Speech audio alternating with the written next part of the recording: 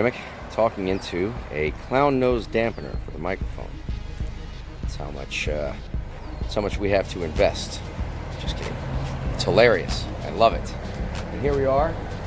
Let me back up a little bit. There it is, 3 Alarm Comics. But Scott is in there somewhere. But we're here, Ocean Spring, Mississippi. Check out a comic shop. Oh, there we go.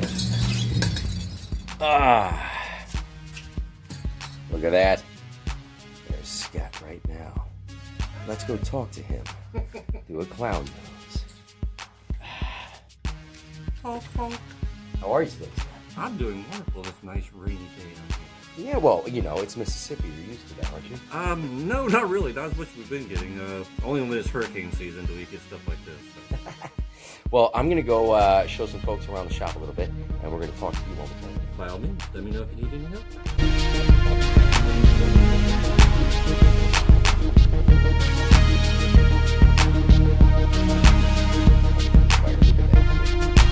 Oh, look at that stretch right there. I can do that.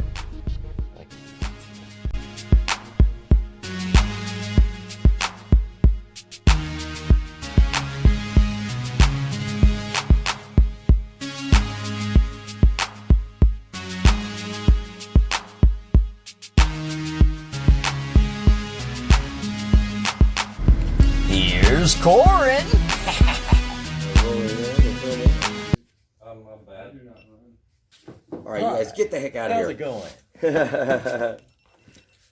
Oops. First team. What happened there?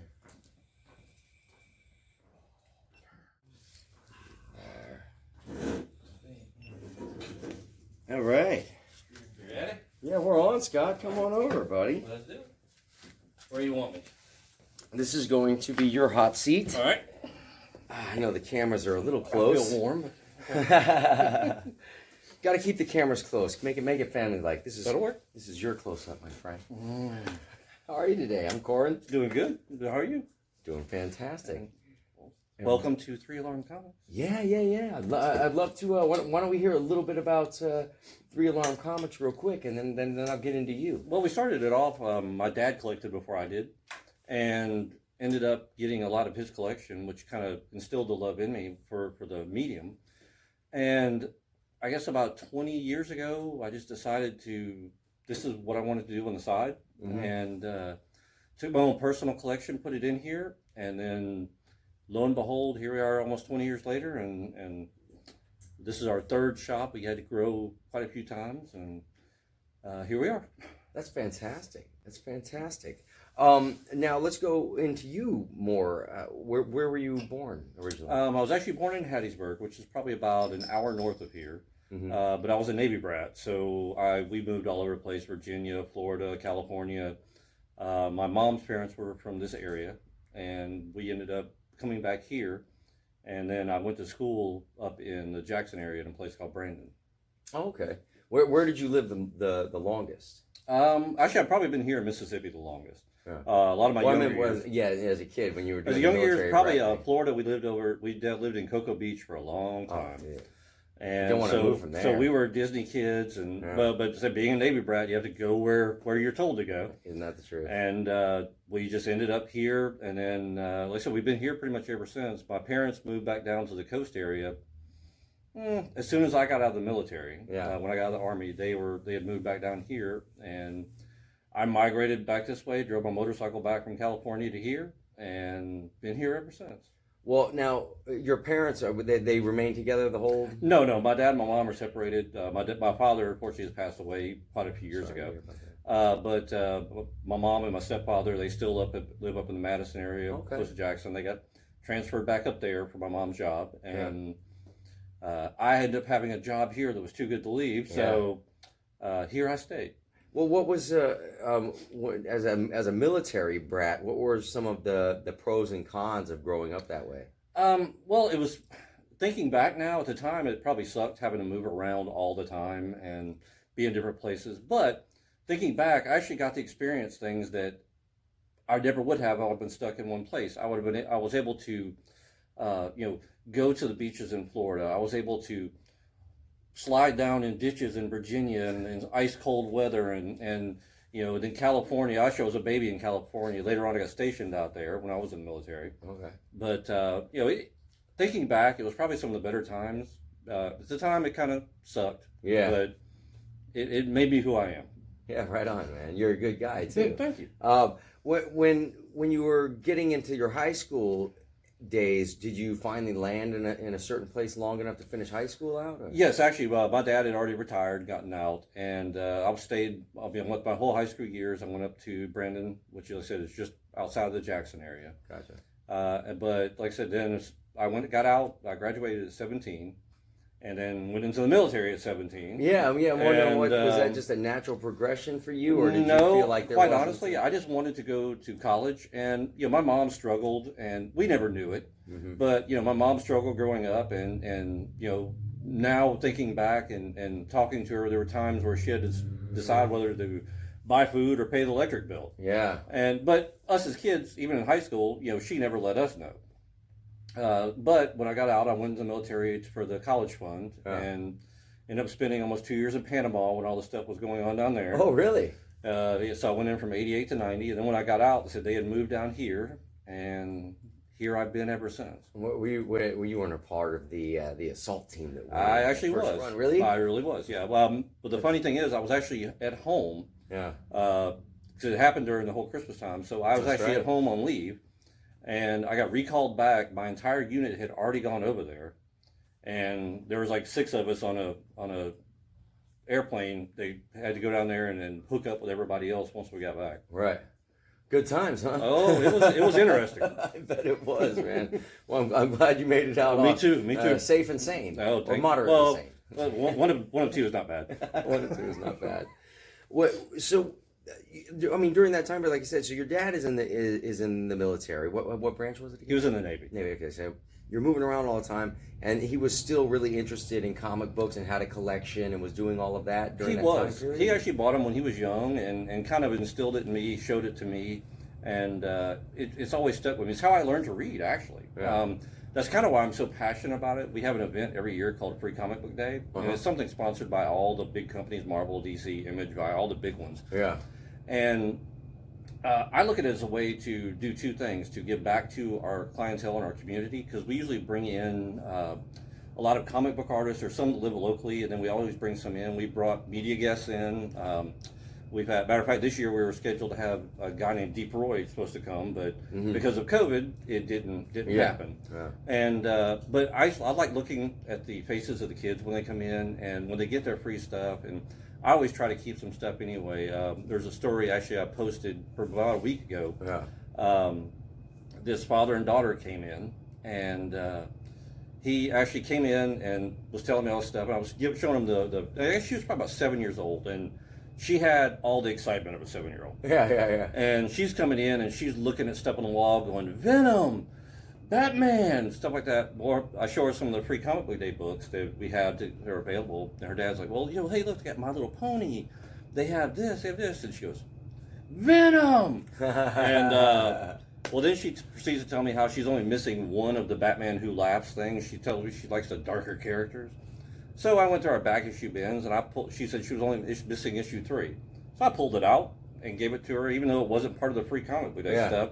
Gave it to her, and she was happy as could be. And for me, that's what this type of stuff is about. I've always tried to maintain it being a family-friendly thing. And like I said, for me, this is how I learned to read. Right. And seeing other kids, when most of the kids her age are interested in social media or older and video games, this little girl wanted to read, and to me that was amazing. It is really cool, actually. It is very, very cool. Now, were you also into the artistic side of it? Did you ever want to write? I wish I could, but honestly, write them or create them? I would screw up a stick figure. I mean, it's one of those things. I have almost all my friends growing up with are all professional comic artists or artists in some type of way, and I guess where my talent lies is over the years I figure out what can sell and what can't sell.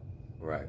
I'm also able to figure out price points on things where most of my artist friends, when they come around, they bring me their artwork and they're like, all right, what should I charge for this? What should I charge for this? And 9 times out of 10, what they were charging I was like, no, you're stupid. We got to fix this. No, and we change it to where they can actually get what their actual artwork is worth.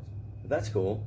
Yeah, that's really cool. Well, now, when you were in the military, you were saying that you wanted to go to pay to go to college. Right. So then, what happened at that point? I got out, and I went to school for business management. But actually, oddly enough, going back to comics, one of the guys I had met, his name was Steve Scott. Uh-huh. He was a local comic artist just breaking into the business, but he also worked for the fire department here. Yeah. And he kept telling me how much fun the fire department was and how much he loved it. And this is the last thing in the world I ever thought I would do. Never even, most kids grow up, I want to be a fireman. No, I never did. But I ended up lucking into the job and working with him and working with a bunch of other terrific guys. And I'm still there and pretty close to retirement age now. I mean, so it's been a good gig. Honestly, it's one of those things I couldn't have wished for something better. I love what we do. I love the people, the community. Love being able to give back. There's a lot of things that, like I said, we were here during Katrina and everything else. There's a lot of things that sometimes I'd rather not talk about. Yeah, but for sure. I've always had a good family support system. I've had custody of my daughter since she was 3 months old. She's 23 now. And she's always been my rock on everything. She's a good kid, and God bless her. She probably helped me out more than she'll ever know. Yeah. Well, maybe she'll know now. So having a passion for comic books, opening up a comic book and collectibles type of shop, I mean, everyone knows that's a huge gamble. It is in a way, especially to put your own collection on the line. To do something like that with you took the potential chance of getting into a financial situation where you might have had to sell all of it. Well, I had the advantage of some places that haven't had. Well, so having my collection, which was actually pretty extensive, I didn't have to go take a loan out when I first opened up. I didn't have to do any of that stuff. I opened owing nothing. I tell people all the time. There's people when I ask what is it like to have a comic shop. And they're talking about wanting to open one of their own or a gaming shop. And I pretty much tell them, the first thing I ask them, do you like money? And if they say yes, I'll tell them, don't do it. It makes a little bit, well, on occasion, we'll make a little bit more. But, it pays for itself. I'm not putting money out of my pocket. Right. The majority of it is I'm dealing with people now, the kids of people that I dealt with 20 years ago and them. And I hate using even the word customers or clientele. We've all become like a big extended family. Right. And if I ever shut the doors, I've said, the second it stops being fun, it's time to close the doors. But the second I do, I would miss every single one of the faces I see in here from week to week. Absolutely. It's a very cool dichotomy there. Fireman in the daytime, comic book salesman at night. You are your own superhero. Oh no, we hate that word. We don't want that word. That's the one thing I'll tell you. Anybody that works in any type of EMS service, fire service, police service, we go in. It's our job. It's like anything else, and none of us go in there to be a hero or anything like that. Though, I am going to go off a little subject here and fill you in on a little story where. This actually happened, I guess, about a month ago, over a month ago. We were at a woods fire, and I was out putting out little spot fires on our brush truck, and the pump was right in my ear, so I couldn't hear anything. And the main fire was probably about 100 yards behind me. I get out, and I turn the pump on, and I start putting out these little spot fires where they cross the road. And all of a sudden, I feel like kind of lightheaded. And I feel this intense heat, and I turn around, and this fire has moved. It's easily within 20 feet of me, and probably about 60, 70 feet high, and as far as I can see either way. It's starting to suck the air out and everything else. Well, luckily, my chief was actually up the road. Yeah. Or my assistant chief, Andy Mason, or deputy chief, excuse me. And he saw it coming. He was trying to call me on the radio, but I couldn't hear with the pump in my ear and everything else. And he actually saw it coming. He drove down in his own vehicle. It's not a fire truck, no fire vehicle, it's his chief vehicle. Yeah. Luckily, I was trying to go around. I was trying to get into the door of our truck to get out of there. He pulled up almost the exact same time, was able to block about half the heat. Yeah. But where my hands were, I couldn't, with my glove on, I could not reach up under the door handle to pull it up. So I had to pull my glove off to get it to open it up. But he was able to block at least half the heat. Otherwise, I probably wouldn't have been here. And actually, I've still got a scar on the back of my hand. Oh yeah, I can see that. The entire back of my hand was all one big blister and bubble and everything else. But I said I hate we hate it when you use the word hero, but I got to say, some of the guys I work with are absolute heroes. They must be. They absolutely must be. We probably need to switch out the card, huh? Or is the battery died? Yeah, half, and now it's already out. So I don't know what the heck. It might be the battery. No, it is the battery. Yeah, why don't we just pause for a second and we'll start back up. Yeah. Yes. You had just gotten to the point where you were rescued by your partner. Yeah, by our deputy chief. Deputy chief. He's been out of firefighting for a while, and but yeah, he quite honestly, if it were not for him, I can truly tell you, I probably would not be talking to you right now. You just would have been. I would be dead cinder, right now. Just a straight cinder in the wood. That's really scary. It probably went from about 200 degrees to over 1,000 degrees in about 3 seconds. Yeah. How did the fire start? Well, we don't know. We actually were going to assist the county. It was outside of our city limits and probably about 30, 45 minutes away from where we were at. But we were just there to help. And like I said, unfortunately, I was just caught in the wrong place at the wrong time. And like I said, for him, like I told you about, he drove his own cheap car up there. Yeah. It was not a fire truck. Yeah. Basically, he waited for me to get in my vehicle and get moving. And then he was facing the other way and went moving the other way. By the time he came out, his entire car was on fire. It had spontaneously combusted. And they had to put his car out. So that's how hot it had gotten. That's so crazy. Yeah. I mean, I've seen in just in videos and stuff where you literally see fire will leap. Mm-hmm. You'll see a fire coming, and then you'll just suddenly just see. Well, a lot of people understand that really a lot of times crazy. in big fires like that, they create their own weather patterns. So they'll end up drawing a lot of air to them. And you see all like the tornadoes, the fire tornadoes, stuff like that. That's because a lot of them inside of there, once that heat gets so hot and drawing more air in from the outside, it will create its own weather pattern. And the fact of the matter is the fuel, the material, the woods and stuff was so dry, it doesn't take long for it to move. Right. And unfortunately, I misjudged, but fortunately, my chief was there.